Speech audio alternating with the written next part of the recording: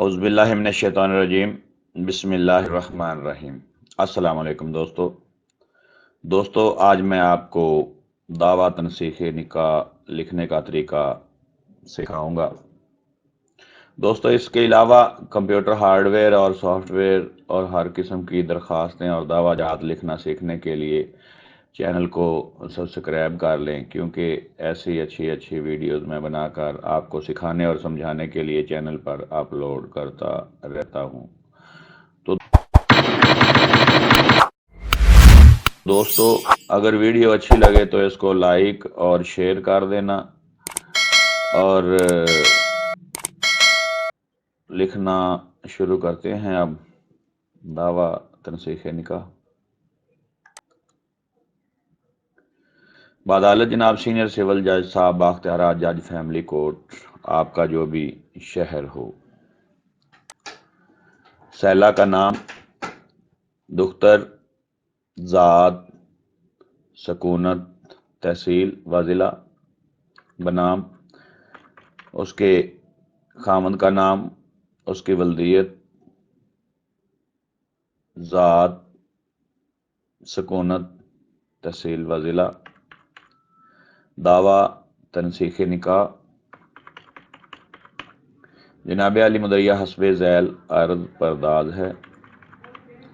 Number 1، یہ کہ مدعیہ کی شادی و نکاح ہمراہ مدعا علیہ بمطابق شریعت محمدی و رواج عرصہ تقریباً جتنے ماہ ہوا ہو یا جتنے سال ہوا ہو، یا اگر نکاح نامہ آپ کے پاس ہو تو اس کا آپ نے مورخہ اور تاریخ ڈالنی ہے۔ یہاں پہ ہم نے لکھا ہے 11 ماہ قبل ہوا، کیونکہ یہ ہم نے ایک فرضی کہانی بنائی ہے۔ آپ کو سمجھانا ہے صرف واقعہ وقوع، تو جو آپ کا ہوگا وہی آپ ایڈ کریں گے۔ تقریباً 11 ماہ قبل ہوا، جس میں حق مہر مبلغ 4000 روپے، اس میں میں نے لکھا ہے آپ کا جتنا نکاح نامے میں لکھا گیا ہوا آپ نے وہ یہاں پہ لکھنا ہے۔ مقرر ہوا جو کہ باوجود طلب و تقاضا کے تاحال مدعیہ کو ادا نہ ہوا ہے۔ ضمن نمبر 2، یہ کہ بعد شادی و نکاح مدعیہ بخانہ مدعا علیہ آباد ہو کر حقوق زوجیت ادا کرنے لگی۔ دوران آبادی مدعیہ کے بطن اور مدعا علیہ کے نطفہ سے اگر اولاد پیدا نہ ہوئی ہو، جیسا کہ یہ 11 ماہ 9 ماہ 8 ماہ یا زیادہ بھی ہو جائیں، تو اولاد نہ پیدا ہوئی ہو تو یہاں آپ نے لکھنا ہے مدعا علیہ مدعیہ اور مدعا علیہ مدعیہ کے بطن اور مدعا علیہ کے نطفہ سے کوئی اولاد پیدا نہ ہوئی، ٹھیک ہے۔ اور یہ جو حروف ہیں یہ آپ نے اس میں نہیں لکھنے، ٹھیک ہے۔ اگر مدعیہ کے بطن اور مدعا علیہ کے نطفہ سے، ٹھیک ہے، اولاد پیدا ہوئی ہو تو آپ نے لکھنا ہے جتنے بچے پیدا ہوئے ہوں، جیسا کہ میں نے لکھا ہے 2 بچے، اور ان کا نام لکھنا ہے دونوں کا، محمد عمر اور طالب حسین۔ آپ نے اپنے ان بچوں کا نام لکھنا ہے جتنے ہوں آپ کے تولد ہو کر حیات ہیں، اور محمد عمر والد جبکہ طالب حسین والدہ کی زیر پرورش ہے۔ اور وہ بچے جن جن کے پاس ہوں، اگر والدہ کے پاس ہو تو یہاں پہ لکھنا ہے آپ نے وہ والدہ کی زیر پرورش ہے، اگر والد کے پاس ہو تو وہ یہاں پہ آپ نے لکھنا ہے کہ والد کی زیر پرورش ہے۔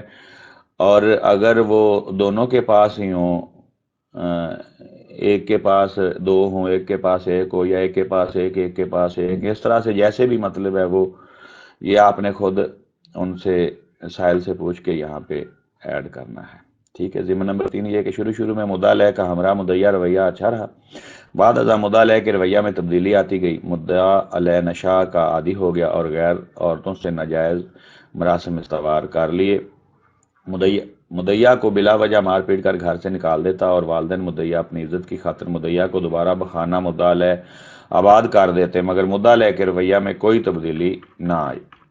ضمن نمبر 4، یہ کہ عرصہ تقریباً 3 ماہ قبل، یہاں پہ میں نے لکھا ہے 3 ماہ قبل، وہ مطلب 1 ماہ قبل مار پیٹ کر انہوں نے مدعیہ کو نکالا ہو، یا 10 دن یا 5 دن یا 6 ماہ، جتنے بھی آپ نے اپنے حساب سے یہاں پہ لکھنا ہے، ٹھیک ہے۔